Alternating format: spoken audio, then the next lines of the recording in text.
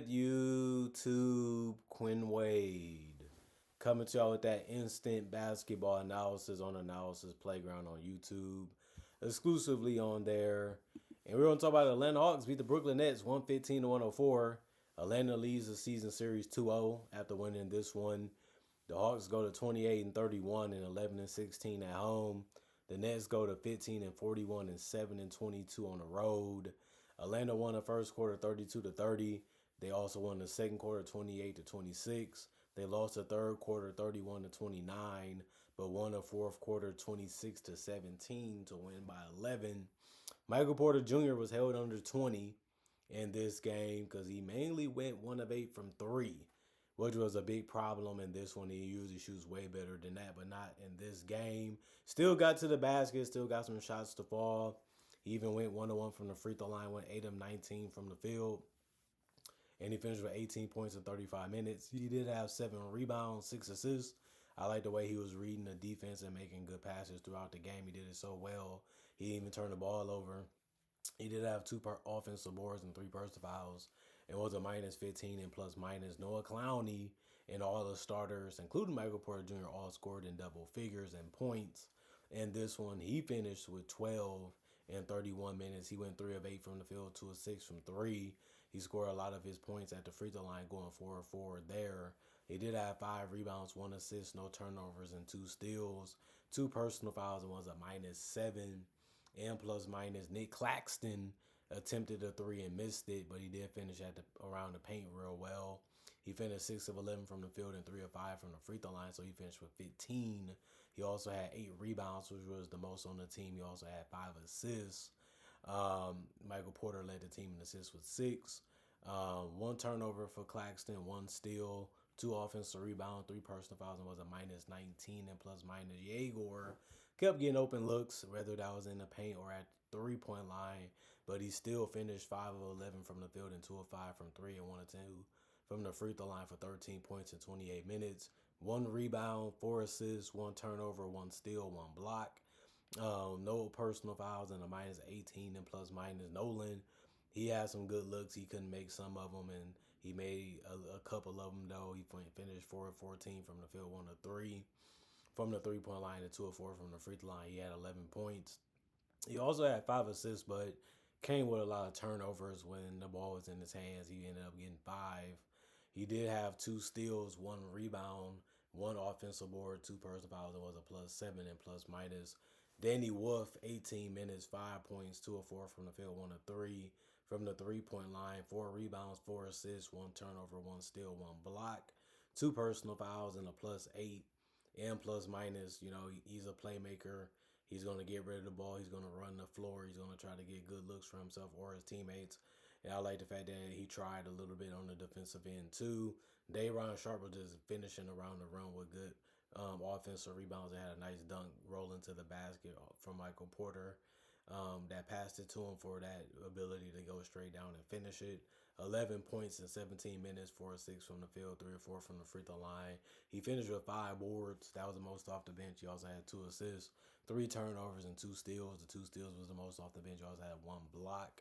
3-way tie for that many off the bench. 3 offensive board, 3 was a lot, but he also had no personal foul. It was a plus 8 and plus minus. Terrence Mann played 17 minutes. He had 6 points.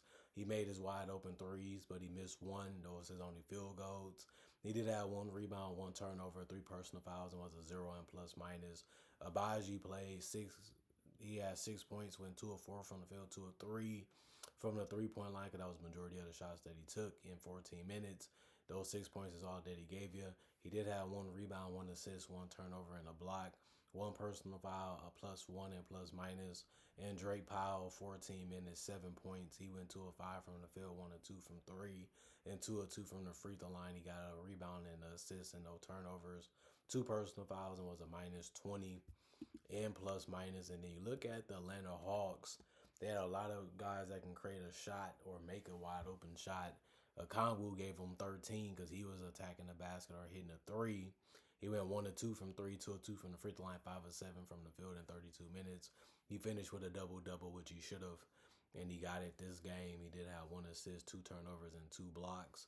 2 offensive rebounds, 3 personal fouls, and was a plus 17 and plus minus. Jalen Johnson, he kept doing floaters slash push shots slash finishes around the rim.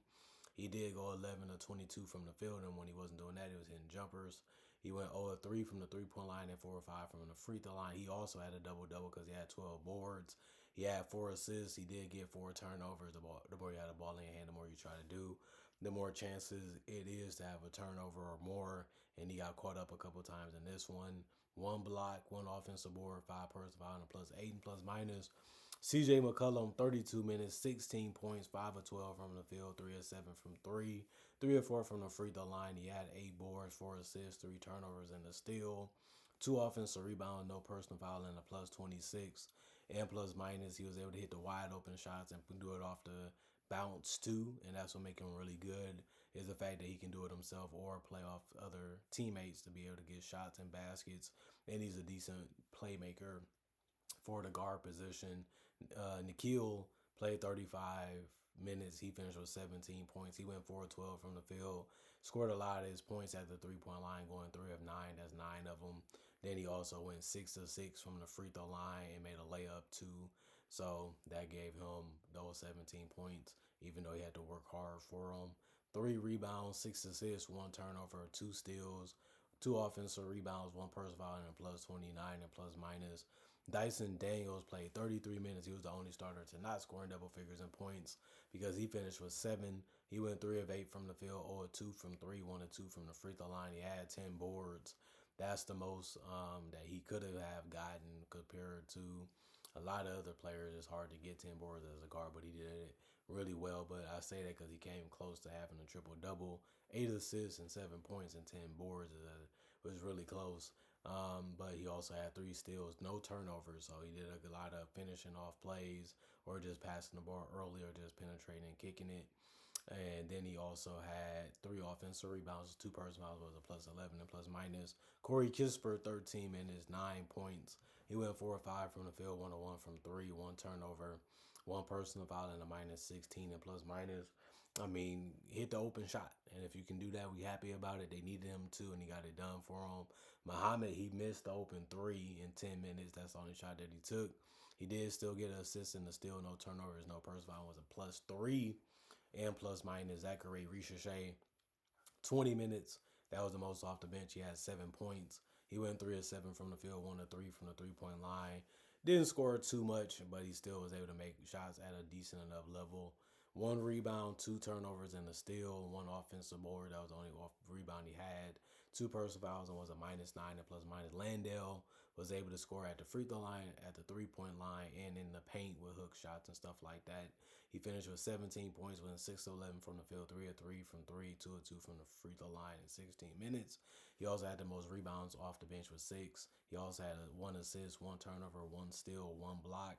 The 1 block was the most off the bench. He also had 4 offensive boards, 2 personal fouls, was a minus 6 and plus minus, and he was the only person scoring double figures off the bench. And then Gabe Vincent, he's out there for 3-point shooting and a little bit of playmaking. He went 1 of 2 from 3, so he finished with 3 points in 11 minutes. He also had 1 rebound, 3 assists, 1 turnover, 1 steal, and no personal fouls, and was a minus 8 and plus minus. 87 field goals for the Hawks. They shot 48%. 45% is with the net shot. 39 threes taken by the Hawks. 35% is with the net shot in 34 attempts, and the Hawks shot 39. 21 free throws taken by the Hawks, 86% for them. 22 free throws taken by the Nets, 73% is what they made. There's that. 52 rebounds for the Hawks, only 34 for the Nets. But the Nets had 29 and 6. The Hawks had 28. The Hawks had more turnovers because they had 15. The Nets had 13. 10 steals for the Hawks, 9 for the Nets. Both teams had 4 blocks. 15 offensive rebounds for the Hawks, 9 for the Nets. 37 defensive rebounds for the Hawks, 25 for the Nets. 16 personal fouls for the Hawks, 18 for the Nets. A really, really good game from the Hawks.